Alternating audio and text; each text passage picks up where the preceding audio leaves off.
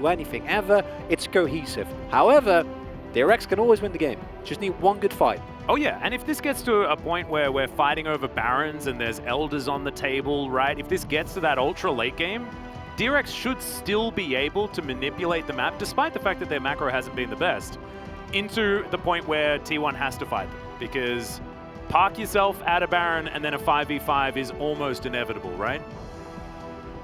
You need early Drakes as T1 to time what you're saying. If you don't get the early Drakes, it's just over. Because what we've seen really throughout the last split is that, or really the whole year, is that due to the power and importance of Drakes, you cannot just split push. You need to actually get the early objectives, because otherwise the enemy team is going to go, well, good luck split pushing. You'll get a top lane inhibitor and we'll get Mountain Soul. Guess who wins? Haha. Yeah. Let me tell you, it's not Mountain Soul, it's definitely not Cloud Soul, which is generally what happens here in the LCK, unfortunately.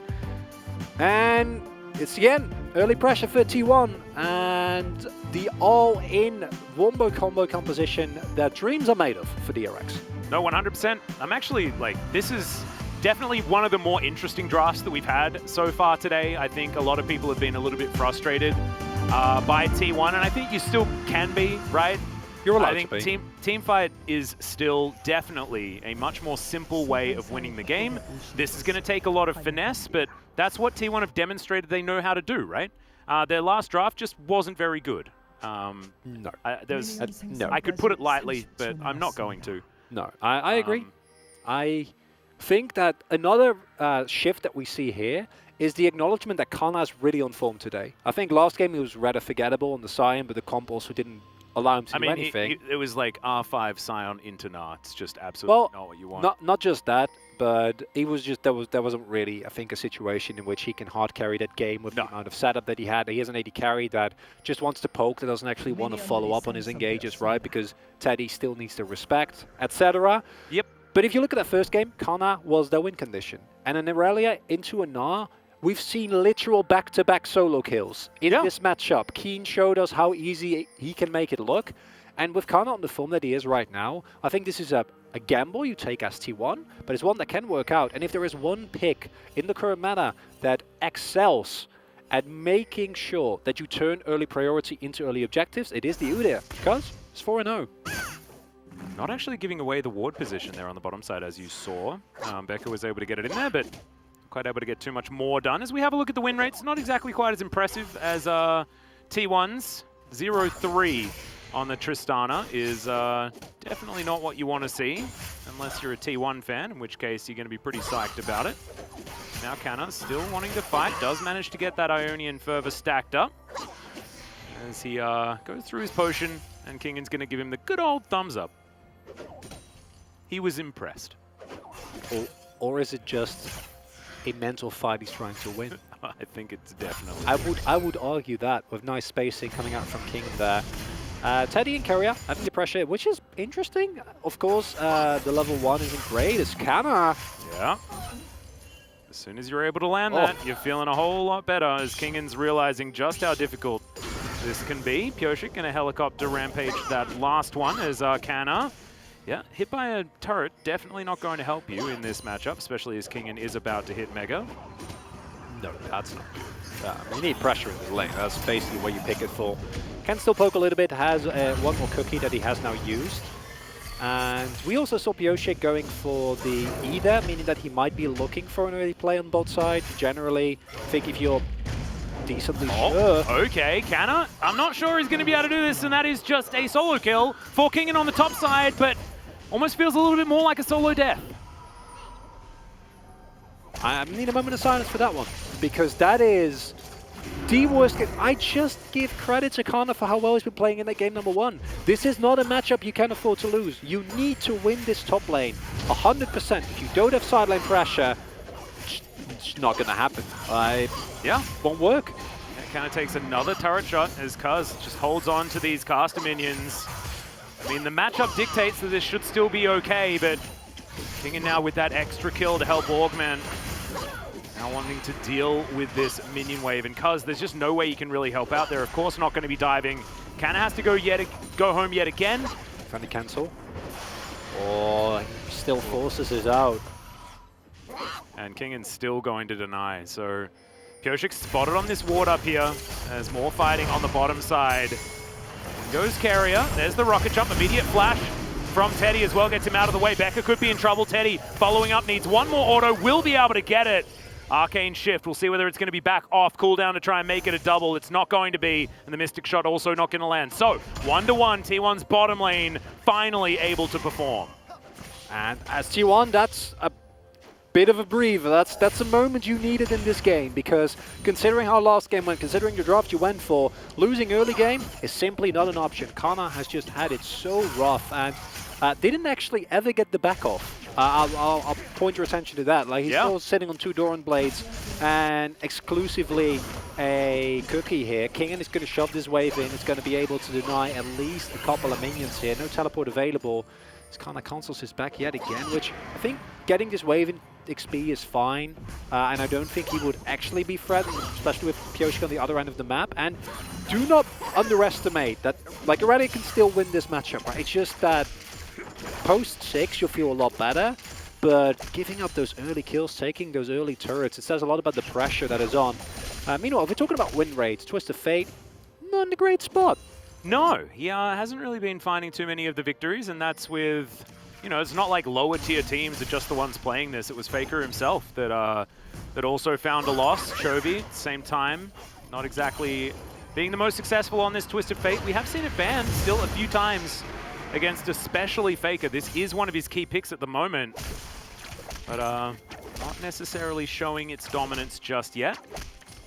But with the way that T1 have been playing the macro, this is certainly something that can find advantages. We'll be looking at that first Destiny under a big microscope, as Rascal the only one to win as Nara in this matchup so far this season. And it's not all doom and gloom. That kill on Teddy means that possibly the T1 bot lane can accelerate. They've been super diligent about actually taking leads and translating it into more, translating it into objectives. And bot side prio will also mean that you can play players like this. Yep, this is a 4v2. This is bad news bears. Bao going to try and rocket jump to reposition, but it is not really going to work. Cuz going to have to tank up that last turret shot. Does so. Does still have to blow the flashes. Now Teddy is chasing after Becca. He'll land it. One last auto will get him there. There's the headbutt. And Carrier is just going to say absolutely not, Mr. Cowfriend. And that is going to be 2 on the bottom side of the map for T1. Yes, the top side is rough. If Kana gets dove here, if they can put him further behind, that'd be lovely. But I think it's a risk, considering the fact that Maganar is about to timeout and Pyosik isn't level 6. Otherwise, you can 100% go for that. And gold goes to one Faker, who you want to get fed because you want him to have at least a modicum of sideline pressure. And secondly, yeah, I mean, if you don't take a turret shot here, you're probably fine, you know? Yeah. Also cancels an auto here. Yeah, Didn't even get the CS. no. It's just painful, and this is what pressure, knowing that you need to win the matchup, does to you. Whereas this is just a super well played play, really nice exhaust coming out there on Bao, meaning that any of the relevant damage, including the explosion, doesn't do nearly as much. This play, it's not the cleanest. The Tristana and Alistair can be a little bit finicky to lock down, as we see that Teddy's going to be forced to flash in a little bit. They don't get the 100-0 on Bao, which creates kind of a elongated player, but you know that no one is coming. You have vision of both top laners in the solo lanes, and Teddy getting more kills. Amazing. That actually creates an alternative win condition for you, because if Teddy's not ahead, he can just chill, right? You can leave him alone, you can farm, you can clear waves, they'll always be fine. But if he gets fed, you get an additional pressure point on the map. See whether T1 can play around it. As True Shot Barrage going to connect. Flash goes in, 3-man taunt from Carrier as well. And now DRX are forced under their turrets, and the poke damage is real from these guys. That's Teddy great. moving on over, looking for a little bit more. Not finding it. And we actually will have a relevant Drake this game, Atlas. It is just good news all around, except for Kana. Kana's not having a fun time, because Kaz is actually playing this, or giving this Aurelia, besides that early push that he gave so that the reset would come in and Kana wouldn't get zoned off the turret, which against Nara is basically a death sentence. If it gets frozen in front of your turret, your Aurelia is just, no, it just doesn't. No, can't have that happen. And we now get the snowball being found here by T1 on the bot side of the map. Sure, Connor won't have as much pressure, but in a pure 1v1, Aurelia will always be relevant, no matter the game state. And then if the rest of your team is ahead as T1, you get so much more room to play with. So as a whole, sure, not as dominant from the top side as we'd like to see it, but as a whole, the T1 composition is still maneuvering itself into a position where it wants to be. And also Destiny back available once again, and therefore Pyosik not going to very comfortably be able to take this Rift Herald. You saw Teddy communicating with the rest of his team. They're like, nah, we got this Herald. There ain't no way they're stealing this one away. And so he is going to head back towards that bottom side of the map. Stabilization working well for T1 after the disaster of the top side. But see what DRX are going to be able to do is now Kingen heading towards that Mega Gnar. He'll get stunned. Not going to go for any of those transformation abilities. And Canna, let's see whether he can get his head back in the game. Still possible. Oh, yeah. Vanguard's Edge, finishing your item. Well, Nard into the wall is bad news. He's mini Nard now, so Canna will see whether he can get this. Does manage to find it. Vanguard's Edge comes through, and that's going to be the solo kill in return. Manages to clean up all the minions to get that health back. Also, great flash out from Canna, but the Rampage says no. But now Pyosik may have overextended. Gold card is prepped. The bear slap is there, and I think the horse not going to be able to find safety here. Wildcard's the last auto, and Faker picks that one up. This is how this top lane's supposed to go. That's an applause play right there from Canna, because not only do you get the kill, you draw Pyosik up to you. It's such a beautiful play, and it's why people love to see Aurelia as well, because it creates these super interesting, like, visually flashy type of 1v1s. It's interesting because I thought that they were gonna just straight up kill the turret, but instead the teleport from Kingen means that that doesn't happen, because that would make this play even better. Yeah. And it's also, I think, one of the reasons why when you're playing against Aurelia, you're just like, what even is this champion? What am I looking at? What is happening here? As this is played as well as mechanically possible, sure, Connor goes down in the end, but the Destiny Gate, second time used, second kill. Exactly. And that's what's really important. T1 finding these players around the map, continuously applying pressure, and now Connor's going to feel a lot more comfortable. Yeah, and Faker is starting to feel comfortable up here on the top side as well. You'll need another gold card, I think, but he'll find it. As there's the ward, goes straight over. Control ward's there, but it's not going to help out as Canna's going to get Nard back, and now Kingen's forced to walk the wrong direction. No flash available. Faker with a gold card prepped. Feeling like we're just waiting for the inevitable right now, as wildcards are going to miss. Pyosik trying to get into position. Solka's moving on up though. Command Protect is going to be there, and now Pyosik's looking for it. 3 versus 2. Faker flashes out immediately. Can he escape is going to be the question, as looks like he thinks that he's going to have to give up for the Ghost.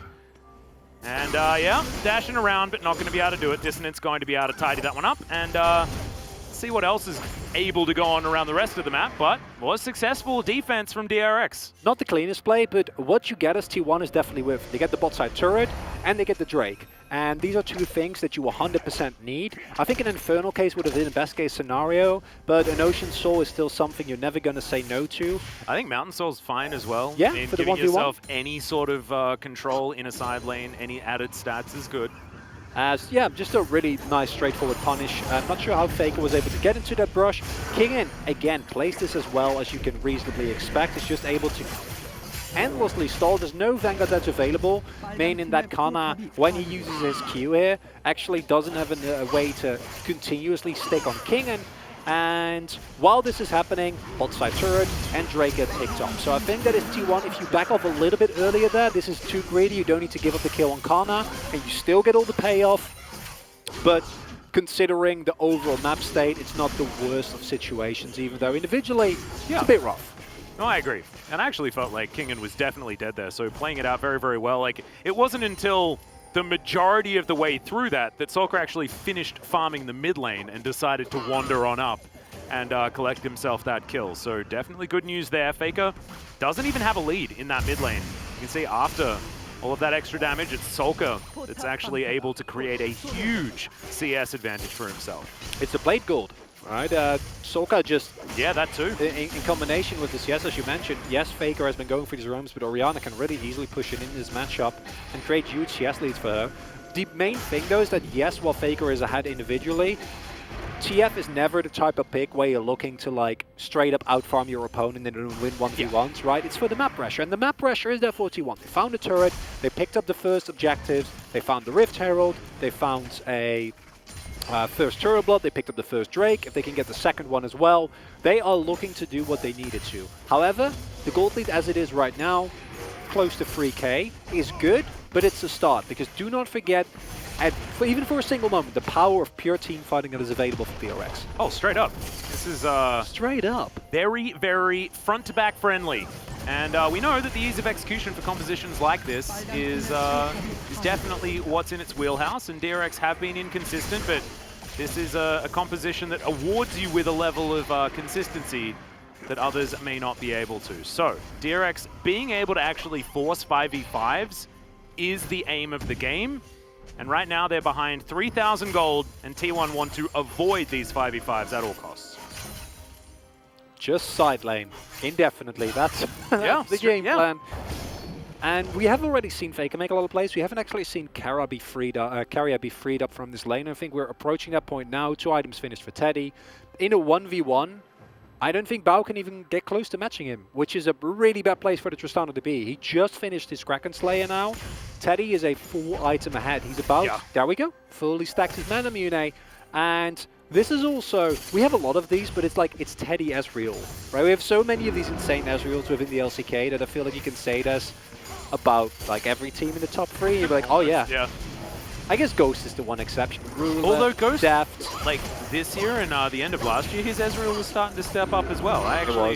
I was thinking the same thing. I'm like, but now do we have to put Ghost in that conversation? It's very confusing. Trishop Barrage connecting on about. I think for Ghost it's a Senna. That's like just a completely not okay champion that he can never, ever, ever, ever be allowed to have. Same thing for Teddy, as we've seen in the ban list. Has not been given over to T1. And you know, just keep looking for the side lanes, keep looking for man advantages, use your hero's entrance, use your destiny gate, and don't fight on even footing. Don't fight straight up team fights unless Teddy can poke people down first. Well, Cuz is going to start off the Rift Herald. Faker's towards the top side, Destiny in hand. Has his flash, heals available as well. We do have a lot of summoner spells for DRX's side as well. Maybe we're getting towards team fight time as Teddy desperately trying to clear out this wave as best he can. Canna's moving on over. Looks like T1 are actually primed for a fight right here as Bao getting chunked a little bit by a Mystic Shot or two there by Teddy, who is definitely in fighting form right now. 80 carry difference is going to be huge in this potential fight as Teddy finding more Mystic Shots.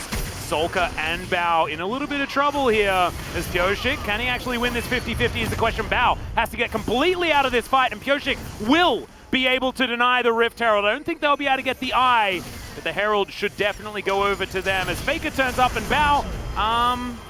Yeah, mate, you saw the Eye above your head. Oh, it's a little bit unfortunate. Faker was in range to jump on top of him, even goes golden to avoid the shockwave. As now Teddy's looking for even more. Oh my goodness, the Everfrost positioning was fantastic, and Teddy locks down the kill onto the Gnar as well. The T1 snowball is well and truly heading down this mountain. And this is a T1 we wanted to see last game but didn't, Atlas. Yes. They need to find the early game lead. This time they actually do. It's a beautifully drawn apart team fight there where it's not, even though there's 10 people involved, it's not an actual 5v5, and that creates the space that T1 needs. Surely it's a nice smite from Pyoshik. He had a 1 level advantage, so he's able to get the winning smite there. But Carrier's usage of the vision here is so nice as well, because you don't actually moves in and out, so it's hard to see what's happening. Immediate ultimate on Teddy here. So you have Teddy fighting with Solka, fighting with Bao, Carrier joining him. And then in the top side of the map, T1 like somehow creates a situation where they're always playing what feels like a stronger position, which doesn't make sense because one of those positions was 2 against 3. But due to the low health bars, and then the lockdown that comes through here is super straightforward. And what you're allowed to do when you're only facing a single target. Yeah, which is good. It was just a little bit unfortunate there as well. The Bao was out of position, no stopwatch or anything like that. I thought maybe, like, part of my brain is like trying to explain the situation. Just doesn't really work. As yeah, Teddy has a 3.3k gold lead. That's almost the entire gold lead for T1 on Teddy's Ezreal. Oh god. Yep. Scary stuff for DRX. This is the bounce back T1. This is what we were hoping to see, right? draft something, win with it, and draft well. As Pyoshik's positioning given away, no way that he can actually find Teddy there. This guy's positioning is too good. And that's the what I've dubbed the ruler spot. That's what AD carries die. Yes. Okay, like we've seen this so many times. There is a graveyard. Yeah. And this time between the tier 1, tier 2 turret, and this is the power of the Ezra that we already mentioned. Listen. I know. I'm glad you are, because and Teddy's very loud. This is not okay, right? Because this is normally something that you put in the side lane or you put in the mid lane, and then you wave clear. And Teddy will always be fine. He won't die. But now he's so fed that wherever he is, DRX can't do anything. Has he got his grudge now completed as well? He goes home, he's got a fair bit of money, I imagine. No, not quite. Just going to... I think he just purchased the last Whisper. Wanted to get himself another control ward and go for that slight reset. DRX with some defensive vision, but look at this. This is the kind of linear goal graph that this sort of 1-3-1 comp absolutely needs. That's really good. T1 is not out of the woods yet, right? Like, just as we said in game number 1, where T1 could always win by finding the right angle, same is the case here for DRX. Because we saw that last team fight where it was nicely spread out. If T1 ever lose discipline, they just group up. Yeah, that's not okay. Yeah, that's not they just group up and they just stick together. Look at, oh my god, Bao's damage compared to Teddy's. That is... I mean, Carrier's damage compared to everyone is actually pretty impressive as well. Shockwave lands onto absolutely no one. Sulker is going to be dead for it as the Onslaught of Shadows comes in. Beautiful answering heroic entrance. And that will deny any sort of re-engage here from DRX. Teddy finally moves on over. So T1 actually winning out in that little skirmish without their extraordinarily fed AD carry. As you pointed out, Teddy wasn't there. Oh, that is... what the composition does, even when it is kind of hamstrung by Nerelia that has a small CS lead, but in the grand scheme of things, not really going to be ahead. And you still have the power of this Twisted Fate that has gotten fed through the global gold. Drake getting started up. I don't want them to flip this. There's an advantage for Pyoshik here, although he can't quite get... No, he can't get over the wall. He literally can't get over the wall. There's no way for him to get in. So this is just free. He watches it go down, but... It's like looking at that flash button being like, where did it go? I was waiting for the blast cone. That would be the most Pyoshik thing ever. He's timed the blast cone to come back up right as the Baron was going down. I can see it. That's pretty next level. As Faker goes in for his 3rd Destiny kill in a row. And even if you hit the ultimate there, it doesn't actually change what happens subsequently. As the tankiness and the pile-on potential of a T1 comp, or this specific T1 comp rather, is not something you can match as DRX. You need to be a unit no matter what, because if you are in the side lane, if you're shoving it out, if you get greedy for the wave, you're like, I can push this maybe out. Literally, the moment you step away from your turret, Destiny comes in, Kana comes out of nowhere, Teddy jumps on top of you, which normally is fine, but in this game is a death sentence. Or Carrier augments any of the other ones. At least you're not also playing into Hackram. That will make it worse. Well, here's another one. Destiny comes through. It's onto Pyoshik. Try and deny him his backline access. Flash out from Faker. Certainly trading ulti for flash. Good for Pyoshik as Solka. Oh, these true shot barrages are so scary. However, that one not going to quite hit the mark. 17 seconds on this Mountain Soul.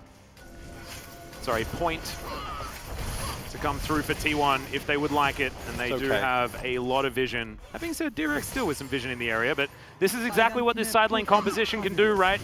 T1 with their Baron looking to push through the base. They'll take down the mid lane inhibitor very comfortably. Kingin sitting at half health. They're looking potentially for Canna, who does manage to get himself a stun. In goes Carrier, but he's denied for the moment. But now Canna's just bouncing around this fight. Becca, the unbreakable will's looking pretty breakable, and it's another ulti miss there from Solka. And T1 will now be able to transition into multiple inhibitors. Now able to move back, get themselves a Drake if they would like it. But they still have a minute left on this Baron. This is the T1 everyone was expecting today, Atlas. This is why we were expecting 3 zeros. Yeah. And this is the T1 we were gonna have to need to see if they want to actually make it through, because I think that those first 2 games actually show some of the weaknesses that weren't punished in the latter admittedly great run by T1, where they were able to get away. And you already said it, maybe that punish is good. Maybe the fact that they just got punished for it actually is a big important point of growth. Yeah, that. No. That's 3 items before there's 2. Yes. Make that what you problematic. will, everyone. That just means that Teddy's pretty far ahead. And it's been Teddy that is, in terms of like raw damage and in terms of gold, has been carrying this game aggressively. But it's Faker's Twisted Fate that allows so much of this to happen. Oh, yeah. Really nice flash there from Kana. Has a minion wave to dart through, and through that stay alive. Even with that play, Sorka, the last one I didn't mind as much. This one though is pivotal because it means that T1 can actually just go up, walk up and get your inhibitor. If that shockwave is still there, you need to respect that threat.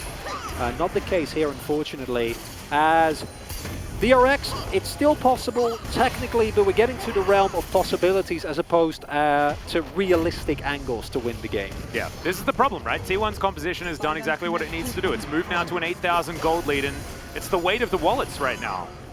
Moving towards 25 minutes, and Pyosik is desperately trying to find a teamfight that they're looking for. Everfrost, his fantastic heroic entrance has been so good this game as well, as Shockwave lands onto one tank.